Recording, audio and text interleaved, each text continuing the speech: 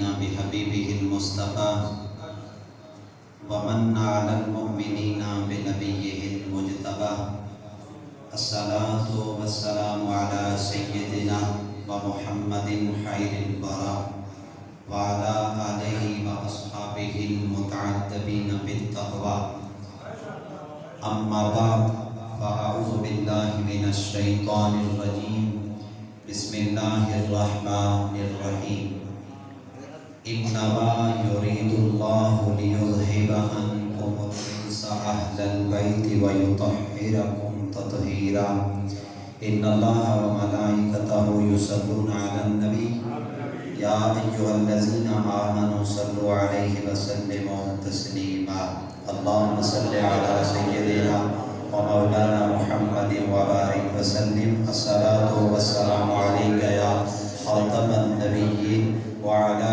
آلك وأصحابك يا رحمة للعالمين.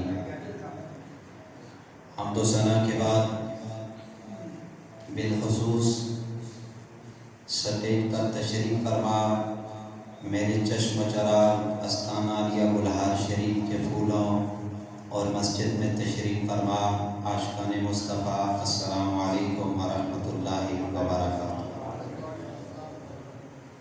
تقریر کرنے نہیں سبق سنانے کے لیے کھڑا ہوا ہوں. اللہ رب العزت جو لمحات میں گوش گزار کروں میری زبان پر کلمہ حق جاری اور ساری فرمائے. احباب ذمکار، انتہائی خوبصورت محافل کا انعقاد کیا استاد العلماء حضرت علامہ مولانا فضل الرحمان اور میٹھا صاحب. اللہ رب العزت آپ کو دنیا قبر حشر کی عزتیں عطا فرمائے. احباب ذمکار، 10 منٹ سے پہلے بات ختم کروں گا. توجہ کے ساتھ سماعت فرمانا کہ حضرت سیدنا امام حسین علیہ السلام جاتے جاتے ہمیں پیغام کیا دے کر گئے. آپ کو پتہ ہے علماء یہ بیان کرتے ہیں کہ نبی اکرم فخر دو عالم صلی اللہ علیہ وآلہ وسلم آپ نے فرمایا کہ میری امت، میں دنیا سے جا رہا ہوں اور تمہارے بیچ میں 2 چیزیں چھوڑ کر جا رہا ہوں. ایک کا نام ہے قرآن اور دوسری حضور کی اہل بیت. میرے نبی نے فرمایا ان دانوں کا دامن نہ چھوڑنا، ان کو پکڑ کے رکھنا، اور جو ان سے دوستی لگا لے گا، یہ وہ دوستی نہیں ہے آج ہے تو کل ٹوٹ گئی ہے، یہ وہ دوستی نہیں ہے کہ آج ہے تو کل ختم ہو گئی ہے.